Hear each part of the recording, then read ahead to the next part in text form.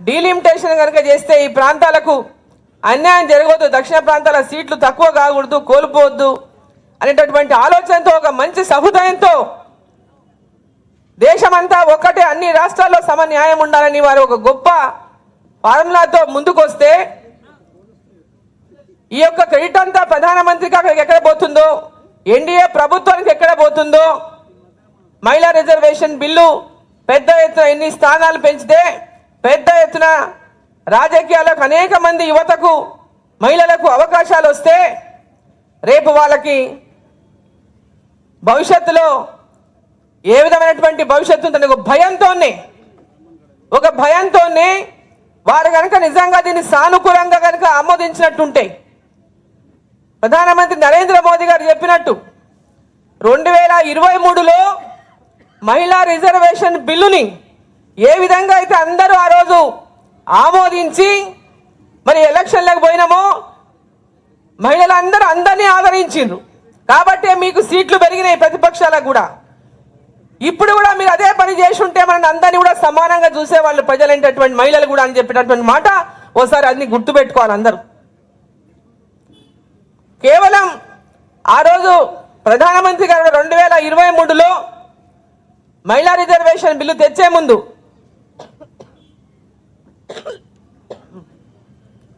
అప్పటికే 7 సార్లు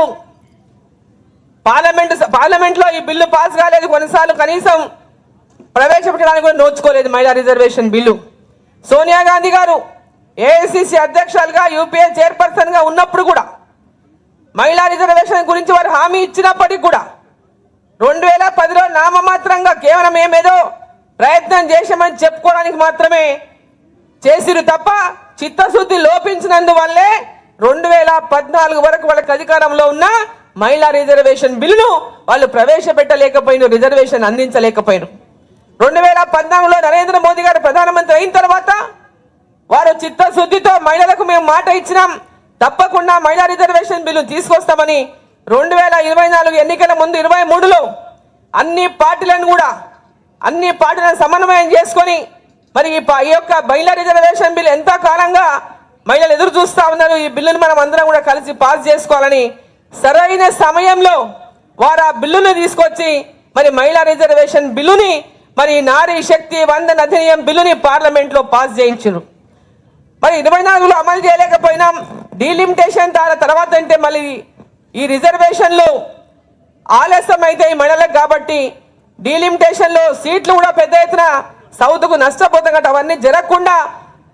ఈ దేశమంతా ఒకే సమన్యాయంతో అందరూ ఆ ప్రాంత భేదాలు లేకుండా ఉన్నట్టు మంచి ఆలోచన చేస్తే దాన్ని జీర్ణించుకోలేక సహించుకోలేక అనేక రకాల అబద్ధాలు, అనేక రకాల అపోహలు, అనేక రకాల అనుమానాలతో దేశ ప్రజలంతా కూడా ఎన్నో రకాలుగా అబద్ధాలు చెప్పి మోసం చేయడానికి ప్రతిపక్షాలన్నీ కూడా పార్లమెంటులో వాళ్ళు చేసినటువంటి తీరు, మాట్లాడిన పద్ధతి, అక్కడ ఉన్నటువంటి మహిళా సభ్యురాళ్ళు అందరూ కూడా వాళ్ళ పార్టీ వాళ్ళు బయటకు వచ్చి ఒకటి మాట్లాడతారు, సీట్లు పెరగాలి, ఈ రిజర్వేషన్ రావాలి అని లాబీలలో మాట్లాడతారు. లోనికి పోయినాకనేమో వాళ్ళు ఏం చెప్తుంది, లోపల ఏం చేయాలి మేము తప్పదు మా పార్టీ ఇదని.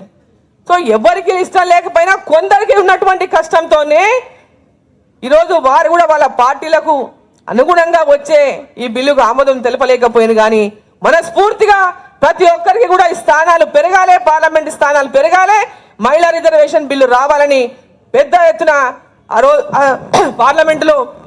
పెద్ద ఎత్తున బయట చర్చ జరిగిన విషయాలు తెలియజేస్తా ఉన్నా. ఆ రోజు ఏదైతే వాళ్ళు బల్లలు చర్చి బిల్లు ఆమోదం పొందలేదనగానే రాహుల్ గాంధీ గారు కానీ అక్కడ ఉన్నటువంటి వాళ్ళ పార్టీ నాయకులు కానీ ఏదో పెద్ద సెలబ్రేషన్ అయినట్టు, మహిళా రిజర్వేషన్ బిల్లు రాకపోతే వాళ్ళకి సెలబ్రేషన్ అంటే మహిళలకు రేపు చట్టసభల్లో వాళ్ళకి అవకాశాలు రాకపోతే వీళ్ళు సెలబ్రేషన్ అంటే మహిళల పట్ల వాళ్ళకు ఉన్నటువంటి గౌరవం ఎంతనో అక్కడనే తెల్లమైంది. మహిళా రిజర్వేషన్ బిల్లు మీద చిత్తశుద్ధి లేదు, మహిళలకు రాజకీయాల్లోకి రావాలంటేటువంటి వాళ్ళకి చిత్తశుద్ధి లేదు. కేవలం మేముంటే చాలు, ఇంకొక మహిళ ఎవరు కూడా ముందు రావద్దు, రాజకీయాల్లోకి రావద్దు, చట్టసభలోకి రావద్దు అనేటువంటి విధంగా ఆ రోజు అన్ని పక్షాలు ఉన్నటువంటి నాయకులు వాళ్ళ కుటుంబ సభ్యులు అందరూ ఒక్కొక్కరు 2-3 ఉన్నారు సభలలో. ప్రతి ఒక్కరి దగ్గర వాళ్ళ మహిళలు ఉన్నారు మళ్ళా, మరి వాళ్ళు మాత్రమే ఉండాలి, ఇంకొకరు రాకూడదు.